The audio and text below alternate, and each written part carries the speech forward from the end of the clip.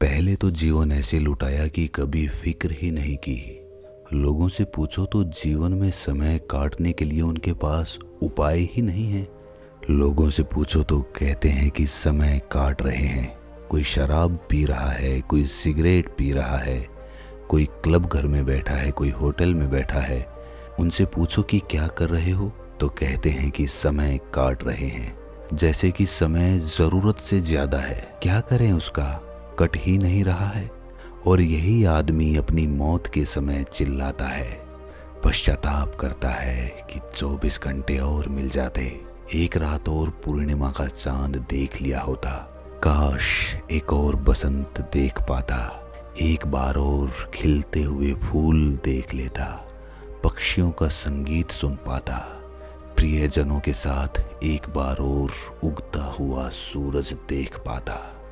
जिंदगी भर हम सोचते हैं कि हम समय काट रहे हैं, लेकिन हम पूरी जिंदगी यही भूल करते हैं क्योंकि समय हमें काट रहा होता है। जीवन के जो पल हम यूं ही गंवा देते हैं, उन्हीं पलों में अभूतपूर्व आनंद छुपा हुआ होता है। जीवन के सुकून को, जीवन के रस को पूरी तरह से कैसे जिया जाए, ये आपको इस कहानी के माध्यम से समझ में आएगा। कहानी लंबी है, लेकिन इस कहानी में जीवन की सीख और जीवन का सुकून छुपा हुआ है। इसीलिए इस कहानी को फुर्सत में ही सुने, जब समय हो तभी सुने, क्योंकि वैसे भी समय तो कट ही रहा है। इससे पहले कि आप इस कहानी में खो जाएं, इस चैनल को सब्सक्राइब ज़रूर कर लें। तो चलिए कहानी शुरू करते हैं। शास्त्रों में कहा गया है कि जिस इंसान की इच्छा अधूरी रह जाती है, वो इस दुनिया में दूसरा जन्म लेता है। पूर्णतः मुक्त होने के लिए जीवन की सभी इच्छाओं की पूर्ति होना अति आवश्यक होता है। श्यामा एक गरीब किसान था। उसके 5 बेटियां थीं, लेकिन बेटा कोई नहीं था। इसीलिए उसके मन में हमेशा ये पश्चाताप भरा रहता था कि मेरी किस्मत बहुत खराब है। शायद मेरा जीवन दुख, कष्ट और परेशानियां भोगने के लिए ही भगवान ने दिया है। वो हमेशा भगवान को कोसता रहता था कि कम से कम भगवान ने मुझे एक बेटा तो दिया होता।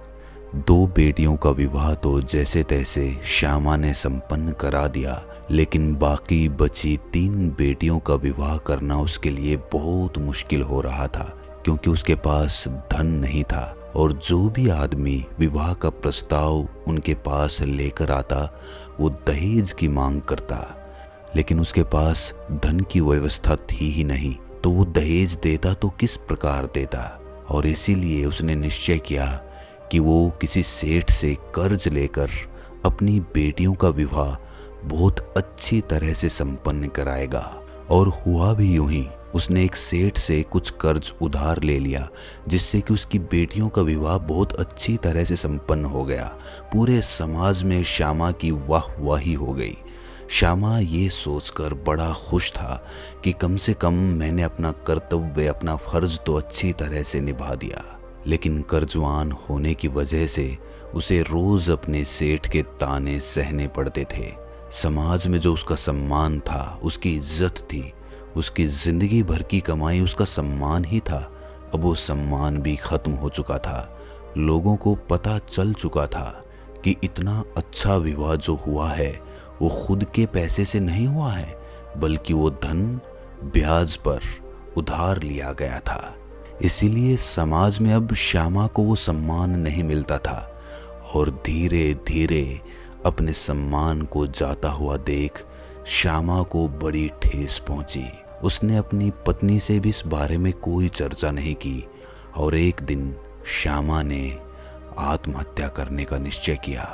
आत्महत्या करते समय उसके मन में यही विचार चल रहे थे कि अगर मेरा कोई बेटा होता तो मुझे इस तरह अपनी आत्महत्या कभी नहीं करनी पड़ती।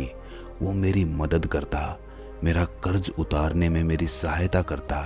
अगर मरने के बाद भगवान से मेरी मुलाकात होती है तो मैं उससे ज़रूर पूछूंगा कि मुझे ऐसा जीवन क्यों दिया, क्यों मुझे पूरा जीवन कष्ट में बिताना पड़ा।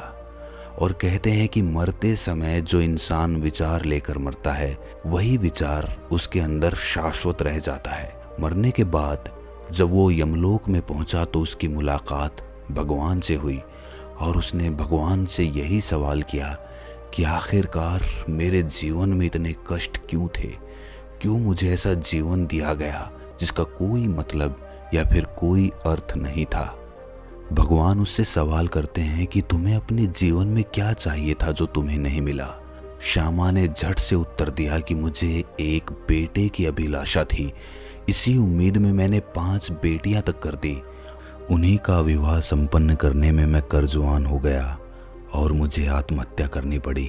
अगर मेरे एक भी बेटा होता तो वो मेरे कंधे का सहारा बनता, मेरा कर्ज उतारने में मेरी सहायता करता, अपनी बहनों का विवाह वो खुद संपन्न कर देता। लेकिन मेरे कोई बेटा नहीं है और इसी कारण मुझे इतने कष्ट के दिन देखने पड़े और मुझे आत्महत्या करने के लिए विवश होना पड़ा। भगवान तो करुणा के सागर कहलाए जाते हैं, दयावान हैं, इसीलिए उन्होंने श्यामा से कहा कि जाओ, तुम्हें एक और जीवन दिया जाता है और इस बार तुम्हें बेटे की प्राप्ति होगी। श्यामा पृथ्वी पर फिर से एक नया जीवन लेकर पैदा हुआ। धीरे धीरे समय अपनी रफ्तार से चलता रहा, लेकिन धन की मूलभूत कमी इस जन्म में भी बनी हुई थी। लेकिन इस बार उसे बेटियों की जगह एक बेटा प्राप्त हुआ, बहुत सुंदर, बहुत सुशील। और धीरे धीरे जैसे जैसे वो बड़ा होने लगा वैसे वैसे अपने पिता की सहायता करने लगा। ये सोचकर श्यामा बड़ा प्रसन्न रहता था, क्योंकि श्यामा को अपना पुराना जीवन याद था। पिछले जन्म में उसने किस प्रकार अपनी बेटियों का विवाह करने के लिए आत्महत्या कर ली थी, ये उसे भली भांति याद था और इसीलिए वो बहुत प्रसन्न रहता था कि इस जन्म में तो मेरी मनचाही अभिलाषा पूरी हो गई। जैसे जैसे श्यामा का बेटा बड़ा होता रहा वैसे वैसे उसकी इच्छाएं बढ़ती रहीं।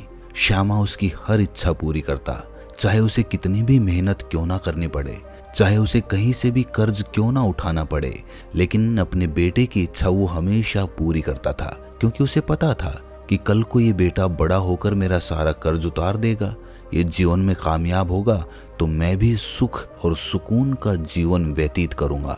लेकिन धीरे धीरे जैसे जैसे श्यामा का बेटा बड़ा होता जा रहा था उसकी इच्छाएं बढ़ती जा रही थीं। अब उसकी इच्छाएं पूर्ति करने के लिए श्यामा के पास पर्याप्त धन नहीं बचा था, इसीलिए वो उसकी इच्छाएं पूरी नहीं कर पा रहा था। और इसीलिए श्यामा के बेटे के मन में अपने पिता के प्रति एक खटास पैदा हो गई। वो अपने पिता से ईर्ष्या करने लगा। जब वो अपने मित्रों को अपने से अच्छा जीवन जीते हुए देखता तो उसे बड़ी ग्लानि होती कि मेरा जीवन बेकार है, मेरे पिता मेरी इच्छा पूरी नहीं कर पा रहे तो मुझे पैदा करने की क्या आवश्यकता थी। और इन्हीं विचारों के चलते वो अपने पिता से दिन ब दिन ईर्ष्या के बीज अपने मन में बोता चला गया। दूसरी तरफ उसके पिता को अपने पुत्र पर बहुत अभिमान होता था। उसे पता था कि मेरा पुत्र कल को मेरी सहायता करेगा, मेरा जीवन सुखमय बना देगा, और इसीलिए उसने अपने पुत्र का विवाह कर दिया। उसे लगा कि विवाह करने के बाद इसे अपनी जिम्मेदारियों का एहसास होगा, उसके बाद ये मेहनत करनी शुरू कर देगा। अब तक तो उसने बचपने में अपना जीवन जिया है, लेकिन विवाह होने के बाद इसका मन बदल जाएगा।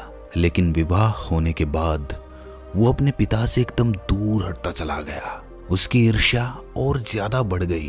कुछ तो वो पहले से ही ईर्ष्या करता था और अब उसकी पत्नी अपने ससुर की शिकायत उससे करती रहती थी। और धीरे धीरे वो ईर्ष्या का बीज इतना ज्यादा बढ़ गया कि उसके बेटे ने श्यामा को उसके घर से बाहर निकाल दिया। अब श्यामा के पास बुजुर्ग अवस्था थी और उसके पास 2 वक्त का खाना खाने के लिए पैसे भी नहीं थे और ना ही शरीर में इतना बल था कि वो मेहनत करके अपने लिए 2 जून की रोटी कमा सके। धीरे धीरे बुजुर्ग अवस्था में उसका जीवन तड़पते तड़पते समाप्त हो गया और मरने के बाद फिर से वो भगवान के पास पहुंचा। भगवान ने कहा कि इस बार तो मैंने तुम्हारी अभिलाषा पूरी कर दी थी, तो इस बार तो तुम्हारा जीवन बहुत अच्छा रहा होगा। श्यामा ने रोते रोते भगवान से कहा कि मुझे लगा था कि जब बेटा होगा तो वो मेरी सहायता करेगा, लेकिन इस बार तो मेरा जीवन और भी ज्यादा कष्टकारी बन गया। कम से कम मेरी बेटियों ने मुझे इतना दुखी तो नहीं किया था, वो मुझसे प्यार तो करती थी, लेकिन ये पुत्र मुझे ऐसा मिला जो मुझसे नफरत करता था, मुझसे ईर्ष्या करता था। मैंने ऐसा कभी नहीं सोचा था। इससे श्यामा का मन बहुत दुखी हो रहा था। उसने भगवान से कहा कि जीवन में असली सुकून क्या है।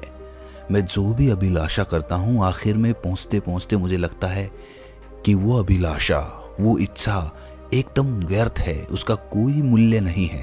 पहले मुझे वही अभिलाषा या वही इच्छा बहुत कुछ मालूम पड़ती है, लेकिन आखिर में मालूम होता है कि सारी अभिलाषाएं व्यर्थ होती हैं। कोई भी अभिलाषा हमारे मन को सुकून नहीं पहुंचा सकती। आखिर ये क्या रहस्य है भगवान? भगवान ने श्यामा से कहा कि मन की दौड़ कभी पूरी नहीं होती। एक वस्तु हासिल करने के बाद मन दूसरी चीज के पीछे भागेगा, इसीलिए उसका भराव कभी नहीं हो सकता है। जो चीज मन को हासिल हो जाती है वो उसके लिए व्यर्थ हो जाती है, और जो हासिल नहीं होती वो उसके लिए सब कुछ होती है। उसे पाने के लिए वो हर संभव प्रयास करता है, लेकिन आखिर में उसे ये समझ में आता है कि सभी प्रयास यूं ही व्यर्थ किए गए। काश इतने प्रयास मैंने अपने मन को समझने में कर लिए होते तो जो कुछ मेरे पास था उसी में मैं संतुष्ट रहना सीख जाता। लेकिन हमारे समाज की व्यवस्था ही ऐसी है कि मन को समझने में प्रयास किए बिना चीज़ों को, वस्तुओं को हासिल करने में प्रयास लगाते रहते हैं। इतना प्रयास अगर दूसरी दिशा में लगा दिया जाए तो जीवन बड़ा सुकून से कटेगा। सुकून बाहरी चीज़ों में नहीं है, सुकून हमारे अंदर है, हमारे भीतर है, लेकिन हम उसे कभी पहचान नहीं पाते, उसे कभी देख नहीं पाते। अज्ञानतावश चीज़ों के पीछे यूं ही दौड़ते रहते हैं, और आखिर में निराश होकर हमारी हथेली को जब देखते हैं तो पाते हैं कि मुट्ठी में तो कुछ भी नहीं है। मुट्ठी तो हम खोल कर ही जा रहे हैं दुनिया में। जब मनुष्य जन्म लेता है तो उसकी मुट्ठी बंद होती है, लेकिन जब मरता है तो उसकी मुट्ठी खुली हुई होती है। ये इस बात का प्रतीक है कि इंसान अपने साथ कुछ भी नहीं ले जा सकता। हाँ, दुनिया में वो बहुत सारी अभिलाषाएं लेकर पैदा होता है, लेकिन जो जीते जी अपनी मुट्ठी को खोलना सीख लेता है वो जीवन के सुकून को पहचान लेता है। ऐसे इंसान का ना तो कभी जन्म होता है और ना ही कभी मृत्यु होती है। ऐसा इंसान मुक्त हो जाता है। तो दोस्तों, कैसी लगी ये कहानी आपको कमेंट सेक्शन में ज़रूर बताना, और अच्छी लगी हो तो इस चैनल को सब्सक्राइब करके नोटिफिकेशन बेल को ज़रूर प्रेस कर देना। तो मिलते हैं अगली कहानी में, तब तक के लिए अपना ख्याल रखें।